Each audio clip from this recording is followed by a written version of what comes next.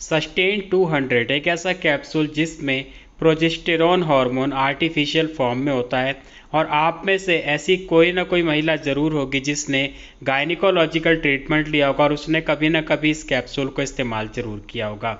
और बहुत सारी महिलाओं के मन में इसको लेकर के सवाल भी रहता है कि क्या इससे प्रेगनेंसी रुक जाती है। तो यही सारी चीज़ें इस वीडियो में आप लोगों के साथ में शेयर करूंगा, क्योंकि बहुत सी महिलाएं खुद से भी इसको इस्तेमाल करती हैं। नमस्कार दोस्तों, स्वागत है आप सभी का हमारे YouTube चैनल आलोक फिटनेस आइडियाज़ में। दोस्तों, आज की वीडियो में हम बात करेंगे सस्टेन 200 या फिर प्रोजेस्टेरॉन कैप्सूल के बारे में। इसका क्या इस्तेमाल है, किसको करना चाहिए, किसको नहीं करना चाहिए, डॉक्टर कौन सी कंडीशन में इसको देते हैं और क्या सच में इसको खाने से प्रेगनेंसी रुक जाती है, यही सारी चीज़ें इस वीडियो में क्लियर करेंगे। आगे बढ़ने से पहले आप लोगों से रिक्वेस्ट है, वीडियो को लाइक कर दें, क्योंकि बाद में आप लाइक करना भूल जाते हैं। बहुत ही ज़्यादा इन्फॉर्मेटिव वीडियो है और ये वीडियो आपको पूरे YouTube पे और कहीं नहीं मिलेगा। तो चलिए शुरू करते हैं। सस्टेन 200 कैप्सूल का क्या इस्तेमाल है, ये कैसे काम करता है, इसके पूरे प्रोसेस को अगर आप समझना चाहते हैं, जानना चाहते हैं, तो आपको प्रेगनेंसी के पूरे प्रोसेस को शुरुआत से समझना होगा। जब महिला को ओवुलेशन होता है तो ओवुलेशन के दौरान अंडा रिलीज होता है, बाहर ट्यूब में आता है। ट्यूब में आने के दौरान उस दौरान अगर महिला रिलेशन में रहती है तो एग और स्पर्म मिलते हैं और जो अंडा है यानी कि जो एग है फर्टिलाइज हो जाता है। फर्टिलाइज होने के बाद से ही वो सेल्स में डिवाइड होना शुरू हो जाता है, 2 सेल्स में, 4 में, फिर 8 में, फिर 16 में, फिर 32 में, डबल डबल होता जाता है और एक तरीके से गेंद बन जाती है, ब्लास्टोसिस्ट बन जाती है।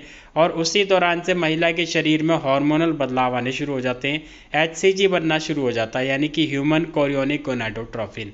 अब ये जो गेंद है ये 4 से 5 दिन लेती है, धीरे धीरे धीरे नीचे सरक करके आती है और बच्चेदानी की दीवार से चिपक जाती है, जिसको कहा जाता है इम्प्लांटेशन। अब जो प्रेगनेंसी का पूरा प्रोसेस है वो अब असली प्रोसेस यहाँ से शुरू होता है, क्योंकि इम्प्लांटेशन बहुत ज़्यादा इंपॉर्टेंट है, मैं अक्सर आपको बताता रहता हूँ। इम्प्लांटेशन होते के बाद से ही जो प्लेसेंटा है, गर्भनाल है, वो क्या करती है कि वो HCG को और तेज़ी से बनाना शुरू कर देती है। पहले HCG जब बन रहा था तो इतना नहीं बन रहा था, लेकिन अब जब प्लेसेंटा ने बनाना शुरू किया तो HCG दुगनी मात्रा में बनता है और जितना HCG बनेगा उतना ही ज़्यादा वो ओवरी को स्टिमुलेट करेगा ताकि प्रोजेस्टेरॉन ज़्यादा से ज़्यादा मात्रा में रिलीज़ हो। अब बात आती है प्रोजेस्टेरॉन की। देखिए दोस्तों, जो प्रोजेस्टेरॉन हार्मोन है, इसी हार्मोन से जो प्रेगनेंसी है वो ग्रोथ करती है, पूरे 9 महीने तक सेफ रहती है। तो ऐसे में ज़्यादा से ज़्यादा ज़रूरत होती है प्रोजेस्टेरॉन की। अब इस कैप्सूल की बात करते हैं। देखिए क्या होता है कि बहुत सारी महिलाओं में एग रिलीज़ होता है, एग फर्टिलाइज भी हो जाता है, नीचे आके इम्प्लांट भी हो जाता है, लेकिन इम्प्लांट होने के बाद क्या होता है कि उनके शरीर में HCG उतना नहीं बन रहा होता है जितने की ज़रूरत होती है। अब आपको मैंने पीछे अभी बताया कि HCG जितना ज़्यादा बनेगा उतना ही ज़्यादा प्रोजेस्टेरॉन रिलीज़ होगा। अब HCG कम बन रहा है तो प्रोजेस्टेरॉन कहाँ से ज़्यादा रिलीज़ होगा। अब ऐसे में क्या होगा कि आपका जो इम्प्लांटेशन है वो फेल हो जाएगा या फिर मिसकैरेज हो जाएगा।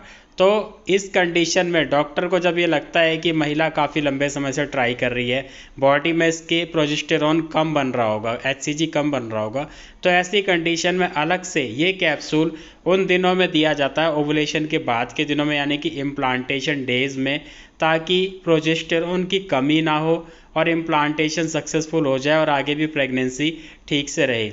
इतना ही नहीं दोस्तों, इसके बाद भी जब प्रेगनेंसी कन्फर्म हो जाती है उसके बाद भी करीब करीब प्रेगनेंसी के 8वें महीने तक भी ये वाली टैबलेट यानी कि सस्टेन या फिर इसकी जगह दूसरी टैबलेट आती है डूफास्टन, या फिर इन दोनों की बजाय HCG यानी कि ह्यूमन कोरियोनिक गोनाडोट्रोफिन, HCG का इंजेक्शन भी लगता है तो बॉडी में, ताकि HCG पूरा बनता रहे और प्रोजेस्टेरॉन जो है रिलीज़ होता रहे।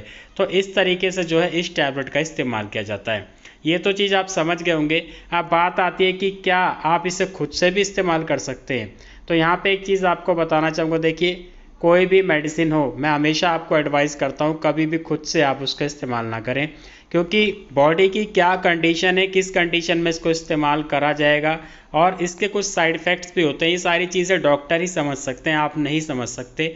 इसलिए कभी भी इसको खुद से इस्तेमाल ना करें, या फिर अगर आपको कोई आसपास में जान पहचान में कोई आपको रिकमेंड कर रहा है कि आप ये टैबलेट ले लो, इससे प्रेगनेंसी रुक जाएगी, तो ये गलती आपको नहीं करनी है। हमेशा डॉक्टर की प्रेस्क्रिप्शन पे ही किसी भी दवा को आपको इस्तेमाल करना है। इसके अलावा इसके कुछ साइड इफ़ेक्ट्स की भी हम बात करेंगे। कई बार क्या होता है कि आपको डॉक्टर ये टैबलेट देते हैं, खाने के लिए कैप्सूल देते हैं, आपने इसको इस्तेमाल किया, उसके बाद आपके पीरियड जो है मिस हो जाते हैं, पीरियड नहीं आते हैं, आपको लगता है कि प्रेगनेंसी रुक गई है, कुछ प्रेगनेंसी जैसे सिम्टम्स भी आपको नज़र आते हैं, लेकिन जब आप प्रेगनेंसी टेस्ट करते हैं तो टेस्ट नेगेटिव आता है, क्योंकि बॉडी में प्रोजेस्टेरॉन हार्मोन ज़्यादा हो चुका होता है, इसलिए सारी चीज़ें होती हैं। ये इसका एक साइड इफ़ेक्ट होता है। लेकिन धीरे धीरे जब हार्मोन्स वापस से नॉर्मल होते हैं तो आपके पीरियड्स आ जाते हैं। तो इस तरीके से दोस्तों ये सारी जो जानकारी थी सस्टेन 200 कैप्सूल के बारे में, प्रोजेस्टेरॉन के बारे में। उम्मीद है आप लोगों को ये वीडियो पसंद आया होगा। वीडियो को ज़्यादा से ज़्यादा शेयर करें ताकि और भी महिलाएं इसके बारे में जानकारी प्राप्त कर सकें, इसके साइड इफ़ेक्ट से बच सके, ऐसी कोई गलती ना करें। तो आज के वीडियो में इतना ही, मिलते हैं अगले वीडियो में। धन्यवाद।